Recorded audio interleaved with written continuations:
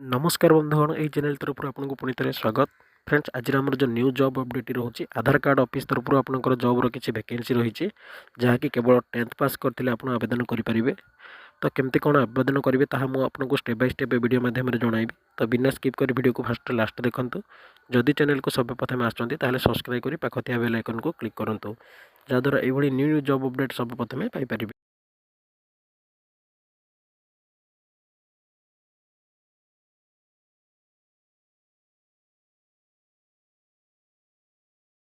Friends आज आमर जो न्यू जॉब अपडेट रही आधार कार्ड ऑपरेटर और सुपरवाइजर किसी जॉब वैकेंसी रही। देखो ऑर्गेनाइजेशन नेम कौन रोचे CSC e governance service India UIDA।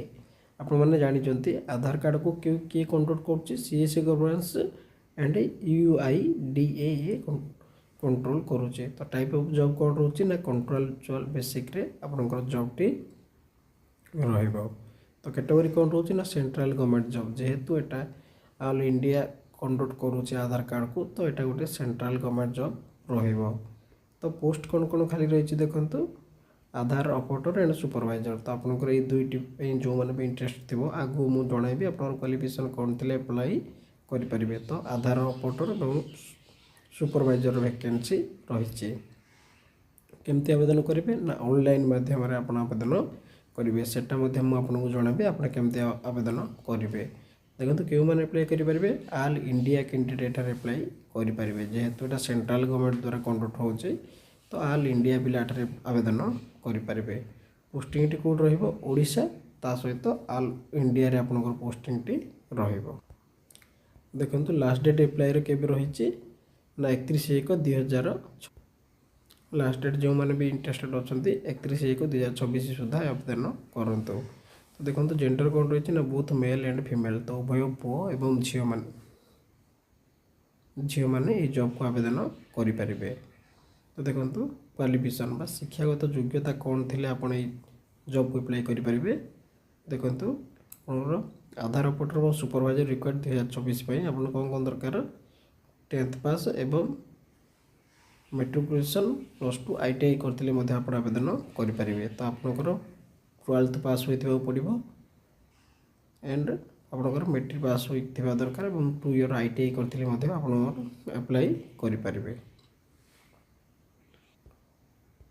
Matriculation and polytechnic diploma करते आप आवेदन करेंगे। तो देखो आधार ऑपरेटर और सुपरवाइजर रिक्वायरमेंट जो वैकेंसी रही आपंकर क्योंटी क्योंटी वैकेंसी रही देखो आंध्र प्रदेश में 4टी वैकेंसी रही आसाम रे 3टी वैकेंसी रही बिहार रे 4टी रही छत्तीसगढ़ में 8टी पोस्ट रही गुजरात रे 6टी पोस्ट रही हरियाणा रे 7टी रही झारखंड रे 7टी रही कर्णाटक रे 10टी रही केरला रे 11टी रही लद्दाख रे 10 रही मध्य प्रदेश रे 28टी रही महाराष्ट्र रे 20टी रही मेघालय रे 1टी रही नागालैंड रे 1टी रही ओडिशा 2टी रही पुडुचेरी 1टी रही।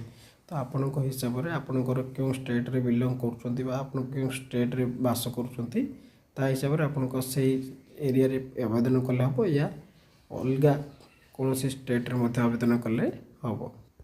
देखो नागालैंड रे 1टी ओडिशा रे 2टा पंजाब रे 12टा राजस्थान रे 4टा तमिलनाडु रे 3टा तेलंगाना रे 11टा उत्तर प्रदेश रे 23टा उत्तराखंड रे 3टे वेस्ट बेंगल रे 5टी। तो टोटाल ऊपर आपनकर 184टी पोस्ट रही वैकेंसी रही और आधार सुपरवाइजर ऑपरेटर डिस्ट्रिक्ट लेवल रे आपनकर 98टी वैकेंसी रही। तो कहबा गले वैकेंसी बहुत भल रही और आपनकर क्वालिफिकेशन हिसाब से आपण स्टेट हिसाब से आपन जो मैंने भी इंटरेस्टेड अच्छा आधार सेंटर रे काम करने शीघ्र आवेदन करूँ।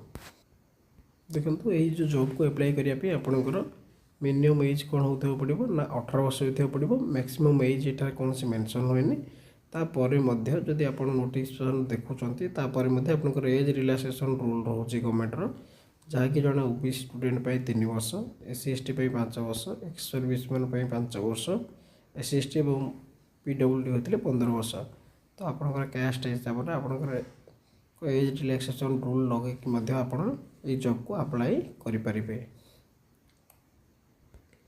देखो ये जॉब को आप सिलेक्शन कर सैलरी कौन रहिबो 20,000 टू स्टार्टिंग होगी 50,000 पर्यंत आपको पर मंथ सैलरी हिसाब से मिल। तो देखो सिलेक्शन प्रोसेस कौन रोचे candidate selected the process as per rules.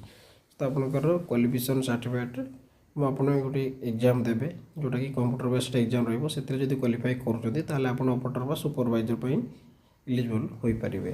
तो देखो एप्लिकेशन फीस कौन रही ना जनरल कैंडिडेट को फ्री रही ईडब्ल्यूएस कैंडिडेट को फ्री रही ओबीसी कैंडिडेट को फ्री रही फीमेल कैंडिडेट को नो फीस फ्री रही एससी की कौन फीस ना। तो खुली भाव में कह गले ये जॉब को जो मैंने भी इंटरेस्टेड अच्छा आप बिना कौन पैसा आवेदन करें।